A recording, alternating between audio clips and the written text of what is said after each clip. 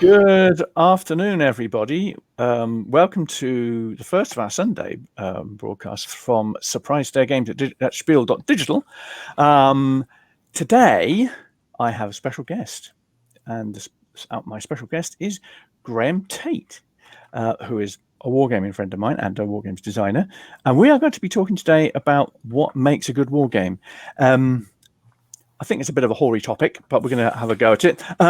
First of all, I'll briefly introduce Graeme. Graeme has, he's been a long-standing wargaming friend of mine. We wargame fairly frequently, don't we, Graeme? Really, I think. Well, apart from COVID, yes. Apart from COVID, we do a bit of no retreats. We've been doing a bit of Napoleonic recently. Napoleonic 20, bit of stuff, computer gaming. A bit of War Plan, new one we're starting. But Graeme is also a game designer, and I think I'll ask Graeme to give us a perspective on his credentials as a war game designer and a wargamer. Well, I'm strictly an amateur in this kind of stuff. I'm actually spent most of my career in the services, submarines initially, and then in the fleet air arm. So I've spent a lifetime in the military. My gaming, it's just a hobby like many others out there, but I've been lucky enough to do lots of play testing with some very interesting people. Unlike a lot of people who play test, you kind of have your own ideas and your own thoughts and da-da-da-da. And I finally pushed myself hard enough to finish the design.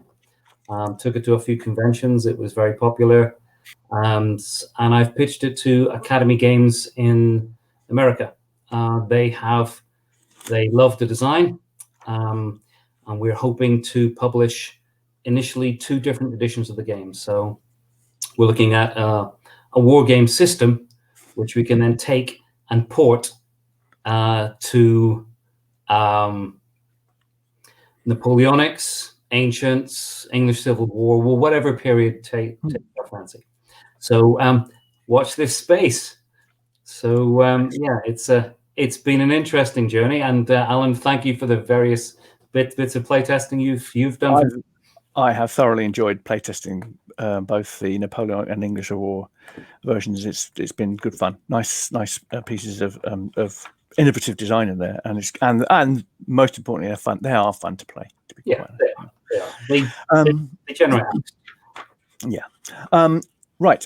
For people who are watching, please do put any questions or comments in the chat, and we will attempt to answer any questions during our discussions. So we're happy to be interrupted in this particular instance. What makes a good war game? This is a question which has been asked a few times by wargames, often by wargames players, more than by designers, to be honest. And of course, being as it's me, I always like to start with a bit of a definition of what is a wargame, because that helps us with a bit of context. So, Graeme, I shall share with you a definition what I got. And we can talk about. I don't want to go too much down this particular rabbit hole, but I'd like to share this one. Let's just see. So this is from a guy called Graham Longley Brown, who is one of the UK's leading professional wargame designers and developers. There's a lot of work for the MOD, and he has a consultancy in professional wargame support. So I think he's a highly respected individual.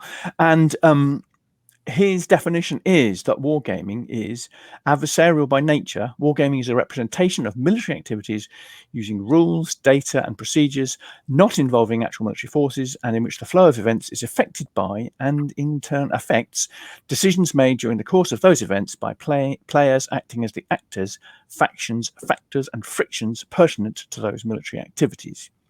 So that's a bit of a mouthful.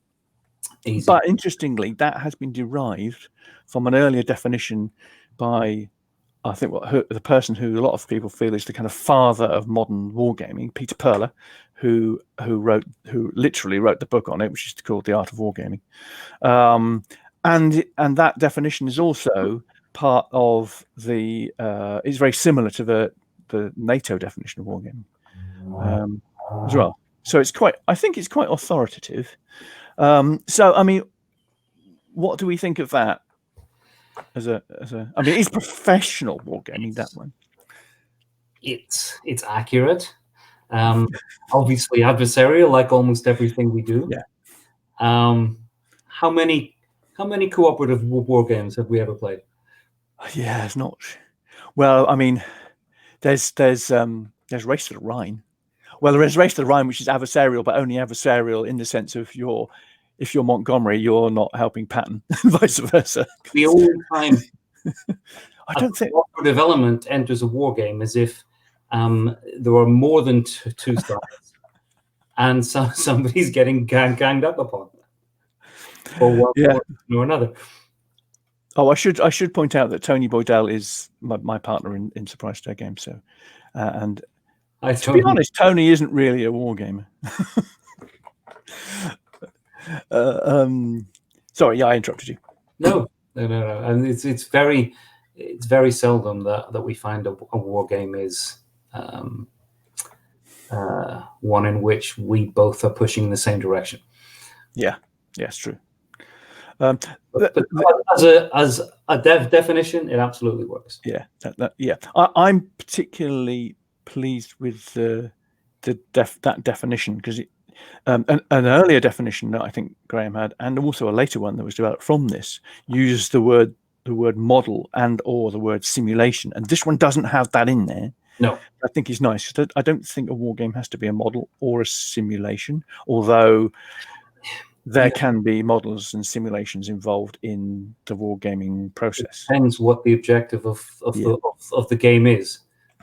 In which case, the word game might be replaced with something else.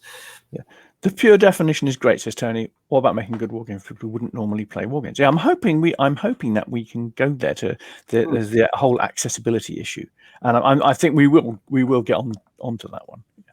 Thank you for that. So we've done a bit of definition, and there is a contrast between professional war games and commercial and hobby war games. Because I know you train helicopter pilots, don't you, Graham? I do, yeah. So you're kind of using, as long as this isn't confidential, you're using simulations to train your helicopter pilots. I guess simulation entirely now, and the concept of training helicopter pilots. Most of my students they are already fully trained. Oh, right. What I do is take them and immerse them in an environment which challenges them. So another way of saying that would be they don't have to learn the rules of the game. They already know it. They simply have to find a way to get through whatever the new challenge is. And the idea is that throughout the period of their sortie or their lesson, they will be entirely immersed. Right. Yes. And I think a good game should immerse you. But a good war game, because let's be honest, some of them take quite a long time, should provide so much immersion that you don't feel that passage of time. It just carries you along. And then you realize that 3 hours have passed, in the blink of an eye. Yeah, in fact, this definition in the later incarnation, I think in Graham Longley Brown's book, which I'll have here. It's just Graham Longley Brown literally wrote the book on professional wargaming. So this book, Successful Professional Wargaming, a Practitioner's Handbook, quite thick. It's not one you just read from cover to cover. You dip into it when you've got a particular issue you want to look at. And this is his definition, but in the book he revises it, and he includes the words immersive simulation in here. So I'm glad you raised it, because a lot of the stuff that professional wargaming is about, it is about immersive simulation. It's about military people making decisions in a kind of safer sandbox environment, so they can learn from their mistakes. But you have to have that immersion, otherwise it's not realistic enough. Whether it's in what I do professionally or in a good quality game. Yeah. The more immersion you have, the better. So that's the professional side, but in the commercial or hobby gaming side, which is what we're mainly focusing on, really, I think I'd like to restrict this in a way, just to give us give ourselves a bit of a boundary to commercial or hobby board war games. I don't want to go too far down the miniatures game side, because that means you get into, you got to have nice, pretty figures, and we don't necessarily want to go down into those discussions. No. So I think that the definition still more or less stands for commercial hobby games, but there are other bits in that it has to be engaging and accessible, and there are various things we could probably go into about those. Because it has to sell. I mean, and the bottom line, it has to sell, and in order for it to sell, it has to be fun. Yeah. It has to be complete in a reasonable timescale, albeit, admittedly, with war games, that is a flexible concept. And if you're going to, just to continue the theme on immersion, the player needs to be challenged by the environment and the game or the scenario, not by the rules. Yes, I would agree. I mean, I wrote a series of blog posts back in 2010 on what I considered to be the essence of a great war game rather than a good one, and I had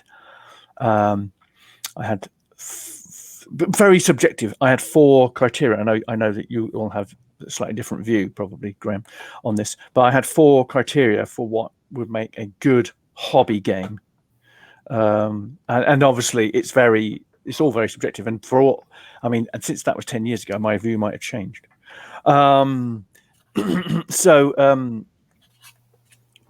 Those 4 were a convincing portrayal of the topic. So the player, and you going back to your immersion, the players have to be convinced that you are actually in the particular historical environment. Encouraging players to carry out believable actions within the game's context.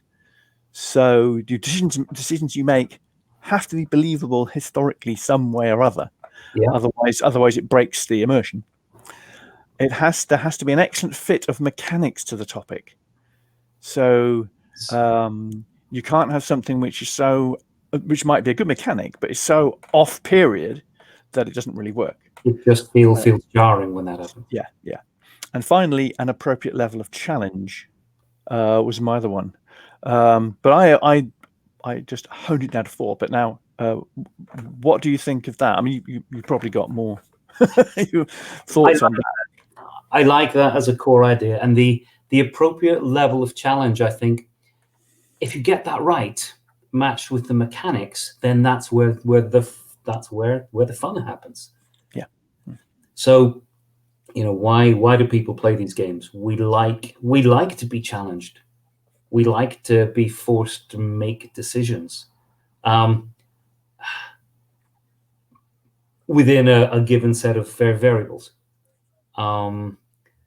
So the clearer the rule set, the more you can spend on developing the scenario, and just then allow people to. It's almost as though you want to construct a rule set that allows people to get inside the head of their opponent. Yeah. And beat them on that level within the restrictions that you've given them for the game. Yeah, indeed, yes. I mean, I think we need to dive a bit deeper into some of this. Yeah. And we've got. I know we can use some examples of what we think a good war game might be. I mean, should we just hang things off my 4? Sure. Is that a good idea? Yeah. And we can critique my 4 as we go along. I mean, the first one I had was convincing. I'm going to put it on a banner. Why not? Because I can. Bear with me. The first one was convincing portrayal of topic. I mean, feel free to. Well, I have to spell line. Control the banner. I can't write with the banner from here, so it's all yours. Yeah, there we go. That was my first point. Now, I mean, in a sense, this raises the perennial thing that wargamers say is is this historically accurate? And we've had there's loads of discussions about historical accuracy, isn't there? I mean, and there is, and you have to ask yourself why you're playing the game in the first place. You know, is it to learn about a battle that's perhaps obscure? Is it because you simply want to have an excuse to engage in throwing some dice aggressively at your mates? And then there's something in the middle. But no matter which it is, there will be an interest in the history there. Yes. I mean, one of the things about wargaming, of course, is that you're not actually fighting anybody. You're not physically fighting anybody. So the whole idea is you haven't got the danger. So the immersion, like your immersion simulation, when your helicopter pilots are training, they are not going to crash. Well, not really. I don't know if they ever crash in your simulations or accidents happen. Put them in a position where they have to make decisions and judgment. Yeah, that's it. And convincing portrayal of topic is very important there, because if you haven't got a convincing portrayal of topic, you haven't got that immersion. I mean, do we have examples of games that give us a convincing portrayal of topic and some that don't? Because that will be useful. I mean, well, let's take it's hard, isn't it? The Napoleonic 20 series. Yes. This is a series of games that absolutely distills campaigns with tens, if not hundreds of thousands of men romping around in Europe to 20 core aside at most, or even 20 core in the entire game.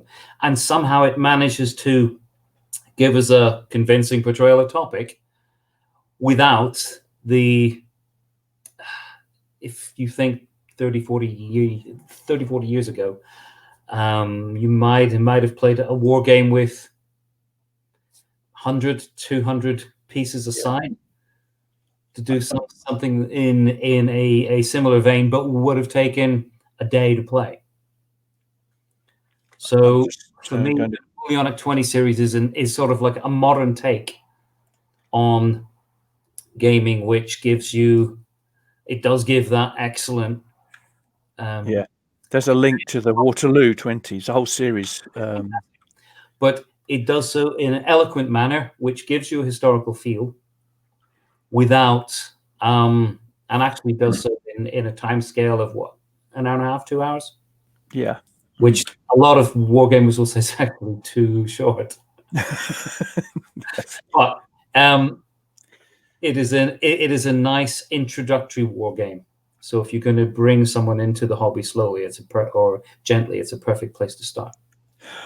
Another one which I was slightly bigger than that, which I just happen to have beside me here, is the bigger. If you want a bigger version of something like another Napoleonic game, this is Napoleons Triumph by Bowen Simmons. Now this is a big. Well, as you can see, it's got a fairly massive box. This is a very large game. But in terms of convincing portrayal of topic, you can do it a bit like this game does, which is it's a beautiful game. One of the things it does is it uses blocks, which is similar to what Graham's done in his game. But here, it's going to show you a little bit of a sample of this. Here we've got a board. It's very big. I mean, I can't get the whole board on the screen. It's impossible. But we've got a board, and if you look at that, you can just about make out that it's kind of got a period feel. It's got ad hoc areas. Well, no, they're not ad hoc. They're carefully designed, but it's got area movement, and it kind of looks like a kind of Napoleonic battle map that you might get in a book. And that's the kind of feel it's got, like somebody is doing a historical narrative about the battle. This one is on that feel. That sort of look draws you in immediately. Yeah, exactly. I don't know, when I play Napoleon's Triumph, part of me is thinking, and I know the period is different, the sort of old films of World War II bunkers where generals are pushing wooden pieces around. Yes. It's got that kind of feel, and I mean that's absolutely one of my biggest influences. That game, I think it's it's a great game. Do we have counterexamples? Well, do we think that anything what doesn't have a convincing portrayal of the topic? You have games which give a portrayal in an entirely different way. So the classic would be something like Upfront. Yes, which World War II squad combat, but in rows of cards. There we go. Yeah, we didn't plan it, but I happen to have it. Yeah. Oh, as luck would have it. There we go. That's quite funny. Yeah. Please. Well, is that an example for you of not a convincing portrayal of the topic, or is it an example of? It's an example of a highly different style. Yes. Manages to achieve elements of the same feel, but it's not as readily accessible. That's true. Yeah. Think, oh wow. Yeah, Upfront is a card game, and it uses cards to represent the soldiers. So it's a squad level game. So each card represents a single soldier, and you have usually you have 10 to 15 soldiers at the start of the game, and you might lose them during. And the terrain is also represented by cards. So you're actually playing from a common deck. So it's got the conceit of the game, if you like, is that soldiers at that level, when they're on the ground, literally digging in and whatever, they don't know exactly what the terrain is in front of them. So the terrain comes out at least semi-randomly, and the players can play it. So you didn't necessarily know there was a little farm building over there, but you might be able to dash into it, and that farm building gives you more cover than you expected. You're not in the open anymore, which is good. And ranges are handled by having groups opposite each other, and when you move, you'll usually close the range between you. So closing the range gives each side more firepower depending on the weapons that they've got, and firepower cards allow you to take advantage of that. So it's this was a game where to me, as a game, it gave me a convincing, I felt that it gave a good feel for infantry combat, although the difficulty here is convincing portrayal of topic doesn't actually mean it really is a good simulation, because people who know about infantry combat have told me that this is not a good model of infantry combat. It's a really good model of a game, but that's not actually how infantry combat works. No. What's the objective of the game? Yeah, that's to have fun with this in a way which feels right. Yeah. I think I find that a whole interesting issue. Something can feel right, but not actually be right at all. Mm-hmm. So there's a significantly more complex game than Upfront called Fields of Fire.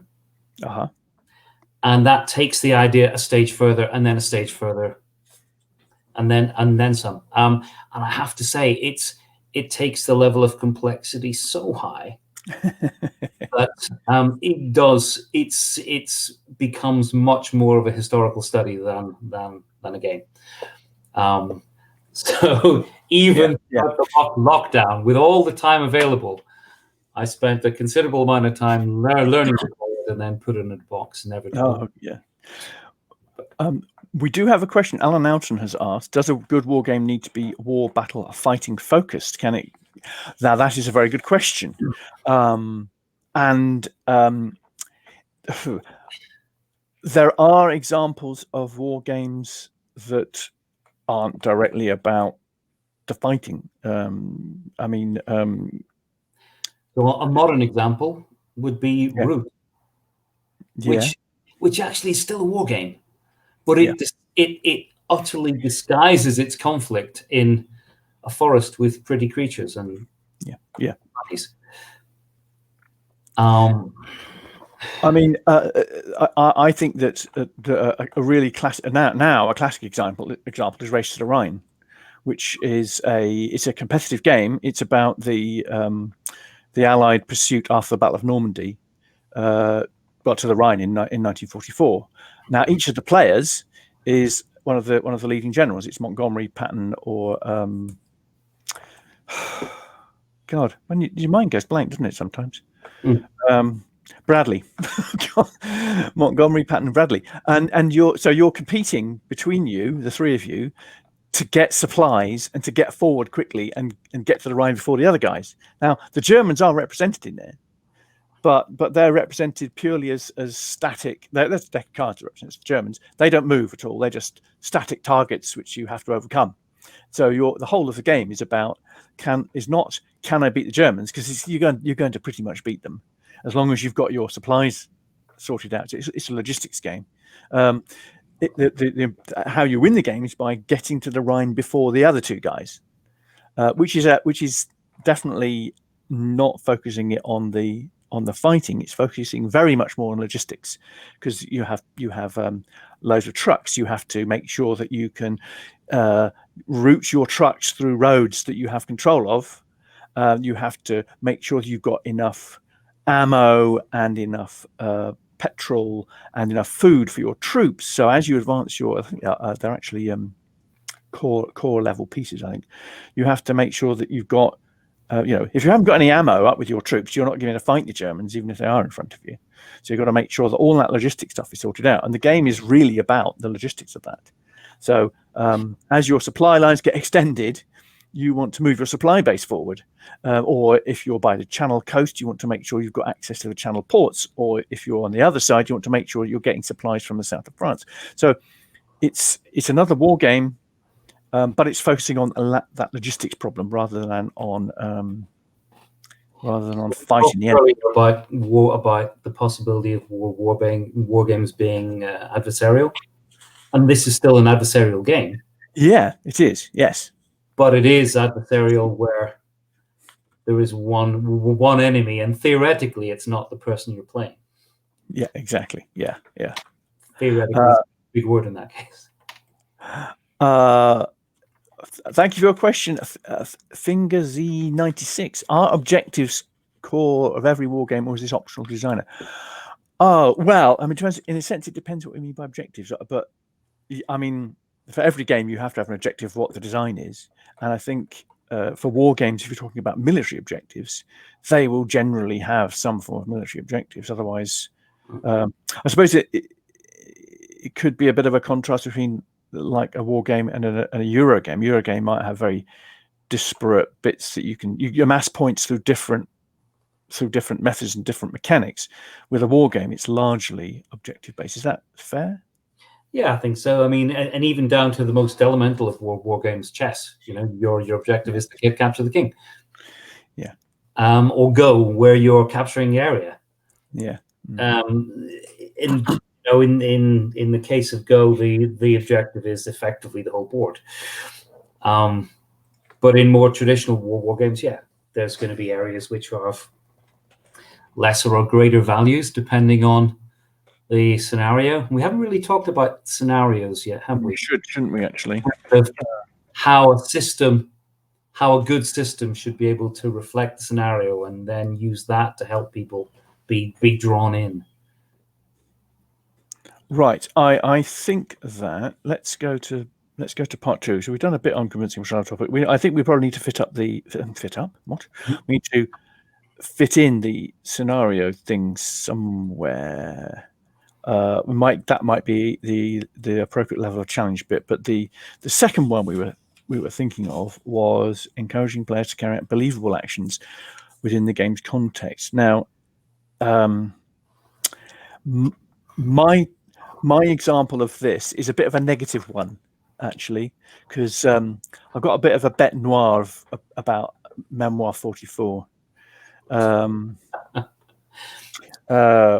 is that more? Or is that no? That's more mechanics. Sorry, that's more mechanics. I mean, believable actions is yeah.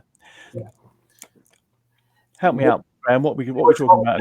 The idea that mechanics suits some periods better than others, or some objectives or some games better than others. Yes. We consider the command and colors system from a personal opinion, it is much better based in Napoleonic, medieval, ancient times than brought forward into modern times where command and control is completely different. Yeah, true. So I enjoy the Memoir 44 system as a game, but I can't bring myself to think about it with any kind of historical weight. Yeah, I'll address memoir in the next section. Yeah, believable actions within the game's context. I think was it the kind of thing I had in mind for this one? It's when it's saying believable actions, it's really decisions, isn't it? Really, I think is what I mean. That really, I mean, there's a very old SPI game called La Grande Armée, which I have played a lot of back in the day. I mean, this is so old, it's like the plastic's all shattered. But this is on the 1805 to 1809 period when Napoleon basically conquered Central Europe and conquered Austria several times. Now, this one, in that game, what feels like believable actions is things like having to set up, particularly for the Austrians and the other ones who are reliant on depots, you have to set up depots, and depots generate supplies, and there are actual supply counters, and supply counters, effectively, you can move them across the hex grid. So it's not just the supply line in this game is not just you have to trace a line of supply, it's that you actually have to move the supply units up to your armies. So it to my mind, it felt right for this period that particularly the Austrians and the Prussians and the Russians have to have depots, and they have to move supplies up so that the supply lines are really well indicated. And that means that the French, who are less reliant on supply lines, although they can and have to use them to an extent, they can carry out strategic actions directly against the supply units and the depots of their enemies. So that, to me, that feels like a really good way of reflecting those kinds of strategic decisions. I want to get round, like the Ulm campaign in 1805 when the Austrians were surrounded. The fact that you can hit the supplies and reduce the strength of your opponent's forces by literally taking out the supply units, that struck me as being really encouraging what I would call believable action or believable decisions. What's your view, Graeme? In terms of supply, I think one of the marks of a good war game is how abstracted it can make it, so that you can deal with the consequences of supply without having to deal with the minutiae of moving supplies around the board. And I think as wargaming has developed, that's become clearer and clearer, if you like, with the occasional exception. Now, there's a new game called Nevsky that's just been released. Right. Which almost entirely focuses on supply and transport, which goes back to your race in the Rhine. But believable actions, supply has obviously got to come into it. But I think also the one that we haven't touched on in terms of believable actions within a game that's simulating conflict is morale. Oh, yes, that's true. Yes. Yeah, even more so than supply, because, asking your troops to walk slowly across an open field at the machine gun nest should have detrimental effects. Yes. And so how a system models supply, I think, is worth more discussion with regard to this point than anything else, really. The morale side is at conflict. Yeah. I'm not sure I've got any. I'm just looking at my pile of games here to use as examples. I'm not sure I've got a one which really deals very, very succinctly with morale. I mean, there are plenty of examples. Used the Combat Commander series? Yes. Now, because that does that through quite a lot of mechanisms, isn't it? It has morale. It does, but and it gives each nation, based on their historical characteristics, a starting level. Yeah, if you like. So the Germans tend to be the most valiant, shall we say? And then it moderates from nation to nation, and I'm not going to sit here and rank them. But what's interesting about it is because that game touches on something else, which I was going to discuss, which is variance, and the fact that we'll play a game, but it will be reflecting part of a campaign within a wider area. And what the Combat Commander series will sometimes do is draw in other events, random factors, chaos. Yes. Which is entirely believable. Yeah. And that then forces a reactive decision, which again becomes believable within the context of the game. And I quite like that. I quite like anything which forces me to react to a developing situation. Yes, I do like that. And the more modern World War II games do tend towards providing some mechanics for out of the for what players might think of as out of the ordinary things. But of course, out of the ordinary things happen all the time in actual warfare. You can't get away from it. And how are your troops flexible enough to cope with the out of the ordinary is absolutely key. It reminds me of not that there's a game on it. It reminds me of the Falklands campaign where the initial part of a Battle of Goose Green, they did a formal. The British the Paras did a formal battalion attack against a position which actually turned out to not be occupied by the enemy. So they went through the whole of the deploy in a very successful. In as an exercise, it would have been spot on, but it turned out there was nobody there. Okay. So but that's the kind of thing you have to. I mean, it's the kind of thing that's it's a believable response to a situation where they knew there was a position there, they just didn't know whether it was occupied or not. So they carried out an attack. Now, reflecting that kind of thing in games, is quite difficult because very often you've got that bird's eye view, and you having something which is a little bit left field injected into the game through the mechanics like Combat Commander has is really helpful, and it helps with the immersion too, doesn't it? Yeah, it does. Do you have luck in your list? I don't directly have luck, but that I think another word, perhaps chaos. Well, that brings us to the next one, which is excellent fit of mechanics to the topic, which I think we can have. Yeah, there's luck is an interesting one because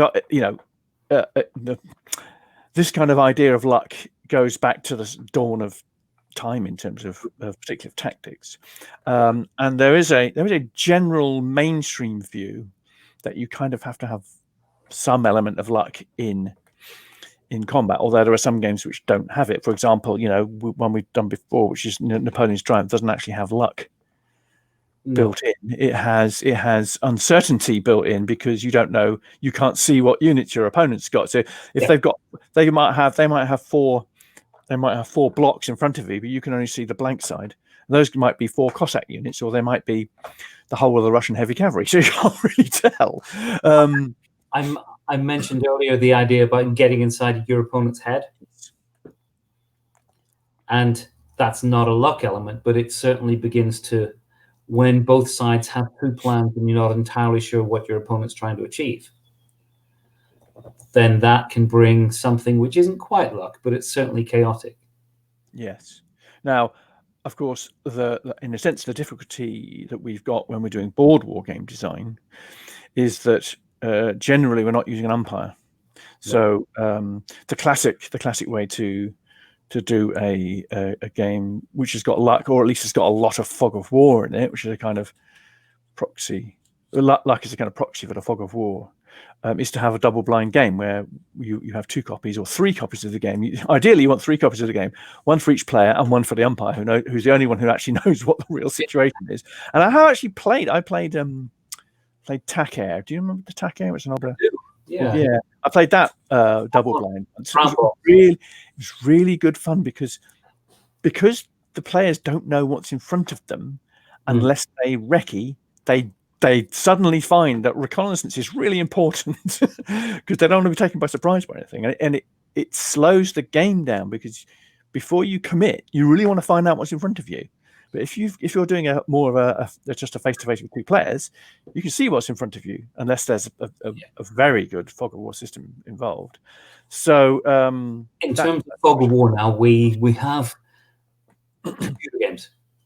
Yes, true. So Yeah. when we meet online to play, they've almost replaced that element. I think it's just a case of finding the right system that Yeah. enacts the moderation for you in some kind of a meaningful way. Could you explain, in terms of this particular Mhm. issue then, Graham, could you explain how your games do that fit of mechanics to the different, because you've got an English Civil War one and a tactical, and you've also got a Napoleonic one. Can you explain how that changed from the English Civil War to the Napoleonic so that it fit with the time It's period? not scale. Because if you think of a battle in the English Civil War, and this is a slight sort of dumbing down of the idea, but the chaps would meet at 8 o'clock in the morning across the field and would proceed to slaughter each other. Whereas a Napoleonic battle would tend to evolve. So at Quatre Bras, you had a small group of British defenders who weren't actually tasked to hold the crossroads, but we realized how important it was, and then they came along, and slowly things evolved into a major conflict. So the scale of the Napoleonic conflict is entirely different, and that will be reflected in the sort of the design of the board, and the terrain. So whereas the English Civil War will show brooks and hedges and a small copse. The Napoleonic version of the same game will have range of hills, forests. So so scale just on its own is enough to sort of change the core feel. In terms of the mechanic, both of them were sort of envisaged from a simple idea that command and control is difficult. So if we consider Napoleonic Triumph as a beautiful game, there's very little chaos in terms of giving an order. Yes, true. And what I wanted was you to be told to give an order to a group of people and then be completely disappointed when they didn't quite get as far as you were expecting. And to have to plan for that poor performance, if you like. So the core movement system is filled with variance throughout. And it means you have to sort of plan a little more globally. You have to step back a little further and think bigger picture, I suppose.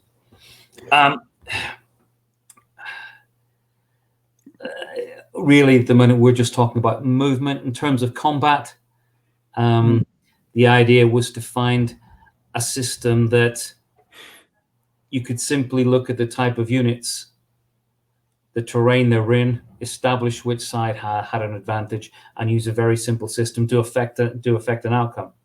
But one which has actually a little memory built in, so that you may well find you're fortunate on turn 1, 2, and 3, but that will slowly begin to pay against you. Your troops become exhausted and more dispersed and less focused on turn 4, 4, and 5. So is trying to come up with an original way to reflect command and control, I suppose. And deal with all the crazy stuff that happens. I having played both games, I found that element of chaos. You're trying. The player still has some form of control and strong influence on what's going on, and it's the nature of how you control that chaos that's important, and how you take advantage of things, or deal with things that you didn't expect to happen. That's really, really nice for that. And of course, the difference between Napoleonic and English Civil War one is, of course, you've got squares and things. You've got you've got artillery and more combined arms stuff. It's going to be a simpler game. It'll be a nice introduction. And actually, people have both had a lot of fun with each system. And I haven't quite decided where to go next with it, but I need to get the publishing process finished first. Yes, indeed. Yeah, I'm looking forward to that, must admit. As a counterexample, I will use the Memoir 44 as a counterexample, because I actually don't think that Memoir 44 has got a good fit of mechanics to topic at all. I think that the combat in Memoir 44 is completely at variance to World War II combat. I mean, the classic example. Well, there's two classic examples for me. One is the actual the actual firing bit. You know, you've got what I see as relatively simplistic errors. I mean, when you fire a tank unit in Memoir 44, the tank unit fire strength doesn't attenuate with range. It's the same power at every range, which is completely what tank. You know, the whole point about tanks in World War II is if they're closer, they're more effective. Whereas artillery in Memoir 44 does attenuate with range, which is wrong, because basically if you're receiving a 120 millimeter shell, it doesn't much matter whether it's come from a mile away or 500 meters away. It's still going to be pretty damn bad. I can't remember. Does the fire strength attenuate with casualties in 44? No, it doesn't attenuate with casualties either. It doesn't. In Napoleonic, it does. Yeah, it doesn't attenuate with in Memoir 44. The other thing is the retreats, because the kind of fundamental bedrock of the command and colors type system is that retreats are always towards your own baseline. Now, for World War II, that's quite bad, because it means that actually outflanking somebody or even attacking from the rear doesn't. It means that if you lose when you're outflanking or attacking the rear, you lose the unit, or at least you're in danger of losing the unit. You can't retreat directly away from the enemy, because you always have to retreat towards your baseline. And that strikes me as being that whenever that happens, that really jars. It doesn't jar quite so much in Ancients, or it does a bit, particularly with cavalry. But in World War II stuff, it really does. And and also with Memoir, I have no idea what the scale is of a Memoir 44 battle. It doesn't seem to. I don't think that the designer has even decided what the scale is. Maybe he's left it as amorphous. In fact, actually, the scale varies from scenario to scenario. Yes, I think so. Yeah. So, I think that excellent fit of mechanics. The bottom bit, by the way, Alan, which I can't get access to. Sorry? There's another question at the bottom. Right. Let's have a look. Oh, yes. Sorry, there is. Yes. Here we go. Are perfect information zero luck games such as chess and Go ever considered war games?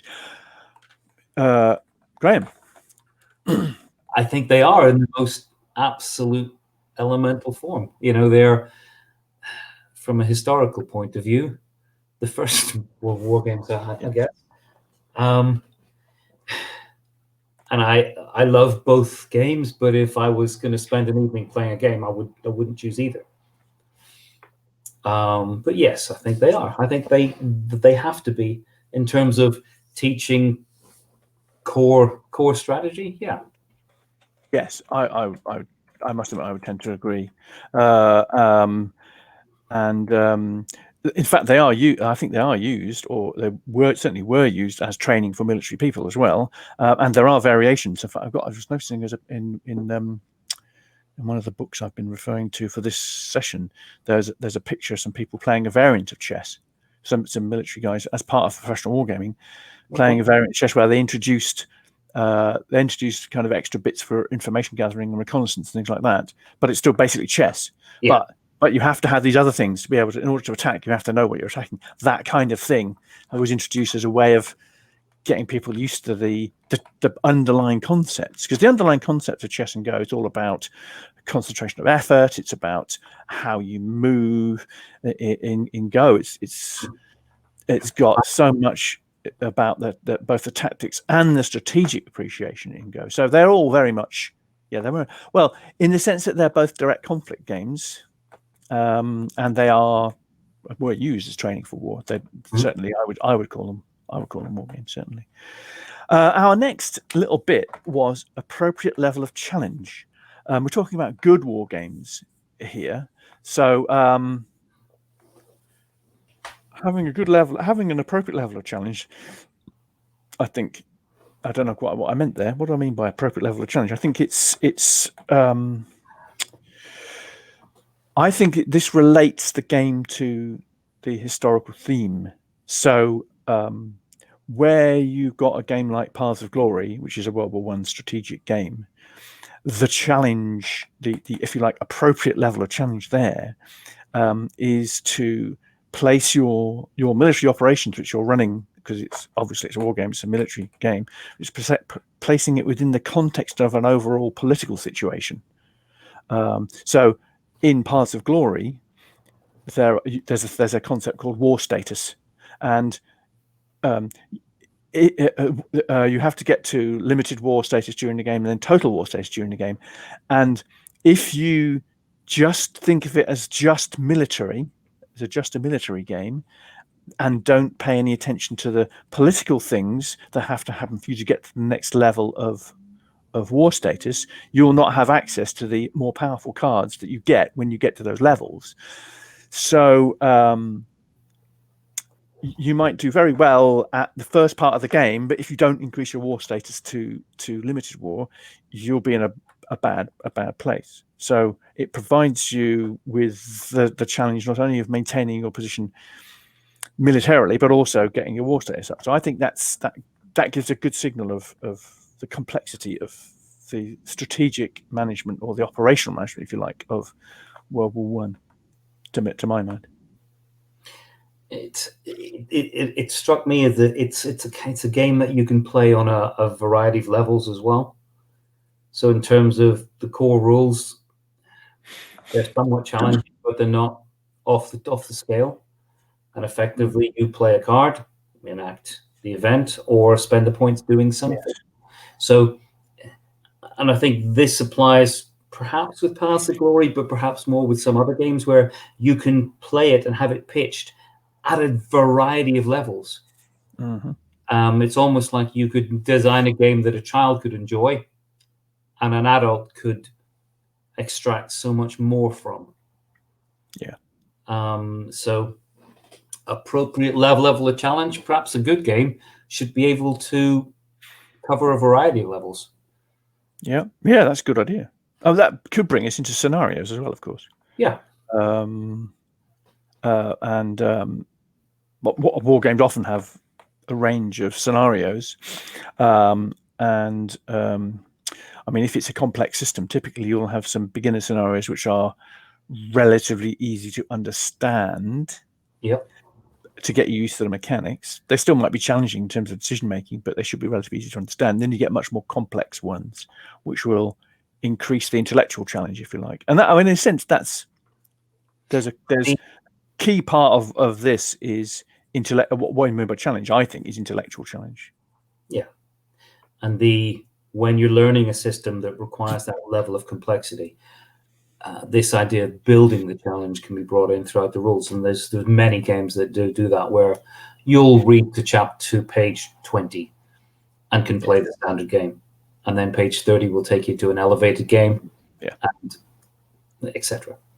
We did that with FX Battles, our introductory war game that I did with Modifius, where it starts with a fairly straightforward introduction to the basic mechanics of movement and shooting with small arms, and then it builds with more complex scenarios, introduces tanks, and you have a bit of fighting with tanks, and it builds in with anti-tank guns, and then you get bits and pieces of the more complex things of infantry, troop carrying vehicles, and so on. So eventually, once you've gone through about half a dozen scenarios, you then know the whole game system, and then there's some more challenging scenarios where you build your own forces, design your own forces towards the end of the scenario book. So that kind of building Upfront does the same. In fact, I think it's one of the first ones I encountered that used that approach of building for a more complex game. And in a sense, it leads us into this idea of war games, and I think I mentioned intellectual challenge, and I think a lot of players, and a lot of military people too, are dealing with war games as an intellectual challenge. What I think we're doing is we're experiencing some aspects of warfare without the danger of death and injury and unpleasant weather conditions. So we're treating it as an intellectual challenge, but of course we're not necessarily dealing with the emotional and physical side of things at all. And the critique of wargaming is often that it's just pretend. And in that sense, it is. And I don't think I don't have a problem with that, because I don't want to be in a war myself. But it does mean that you've got a different. It's overrated. Yes, the extra challenges of being threatened by live ammunition are in fact overrated. Let's not go there. But I think in terms of, people have criticised wargaming for being very, very false. Do you have a particular view on? No, absolutely not. This is the pastime. If you have an interest in history, and it is any good war game is a framework where two people can sit down and socialize within a set of criteria or shared challenges, if you like. Yeah. And if it's about World War I, fine. If it's about assaulting Mars or fighting in a forest, it doesn't really matter. It's what you're trying to achieve from it, which is spending time and perhaps learning a little bit about history, but having fun, and challenging yourself and your opponent on that intellectual level, and that, if you've played the same person quite a lot, you start playing the person instead of the board. Yes. That's when it becomes much more challenging. So I know that player A happens to prefer this kind of thing, so I'm going to plan for that. Yes, I have one really good example. I know, so he'll plan for something. I have a really good example. I had a school friend we used to play all the time, and we were playing a game of Frederick the Great, and I did what I thought was a really brilliant move and concentrated my armies hugely in order to have a major battle, calculating that he would never be able to. He was kind of going to lose because he wouldn't strip his fortresses, and of course he did strip his fortresses, and so he beat me in the first battle. That was like I was reading my opponent, not reading the mechanics, and I lost because I misread him, even though I knew him quite well. So he did pull a fast one on me. Yeah. But I remember playing poker, and it was very early on in the evening, 15 minutes into the evening, and I found myself in a hand against this chap who happened to be CEO of a company, and a lot of his employees were with him. And I was able to bluff him because I knew he couldn't take the risk with employees that early on in the evening. Oh, right. Yes. So you have the game, you have the set of constraints that the rules will put upon you, but your knowledge of your opponent in every way should be brought into your decision making. And in a friendly manner. That wasn't entirely friendly, I suppose. But once you start playing the person as well as the game, then the game elevates. Yes, definitely. There was a last question that is probably a very unfair one that I wanted to kind of throw in, and that is what we haven't. I mean, maybe we haven't got time, but I was interested to see how do we make a good war game? Not just what makes a good war. How does a designer make a good war game? I mean, there's probably a whole extra session on that. How many hours do we have? Yeah, how many hours do we have? Do you have any thoughts on that? Initial thoughts? I think, look, we've been throwing around a lot of terms of ideas in terms of what we want to see. So, for instance, for me, I want immersion. So whatever the system is, I want to feel immersed in it. I want to see variance. I want to see a little chaos. I want to see a little luck, because I want to have the challenge, the intellectual challenge of having to react to that chaos and luck. I don't care if it's asymmetrical. When we haven't touched on that at all, actually. No, we haven't. We've only got an hour, Graeme. That's true. I want the rules to draw me in an involving manner, not perplex me in a complex one. Yes. And I want the scenarios to fit well with the rules and allow us to get on with this idea of playing each other. So for me, high level of immersion, a good balance of luck and chaos and generalized variance, and an ability to allow players to quickly assimilate the rules and get on with playing each other, if that makes sense. That's actually a perfect bit of wrap up for this session, Graham. That's really, really helpful. Well, thank you for that, because I was thinking, I'm going to have to do some wrap up comments on this, but actually you have summarized, I think, exactly where we are. So I mean, almost in any good war game, that's what we need. It's all about that immersion. It's about good quality decision points for players. Yeah. So the fog of war, the variance, the luck type of aspects, and a good level of intellectual fog of war as well. We didn't really touch on that. There's lots more to talk about. But I'm noticing that it is near enough. An hour. Wow. 2 o'clock. An hour already has gone. So it remains. I think we'll have to kind of stop, because I've got another session later on. But I like to. If there's any last minute questions from anybody in the audience, please do stick them in the comments. We're happy to go on a few minutes. But if there aren't any more questions, and do hurry if you've got something burning. Thank you very much for those people who are in the audience, those people who made comments, and those people who just listened.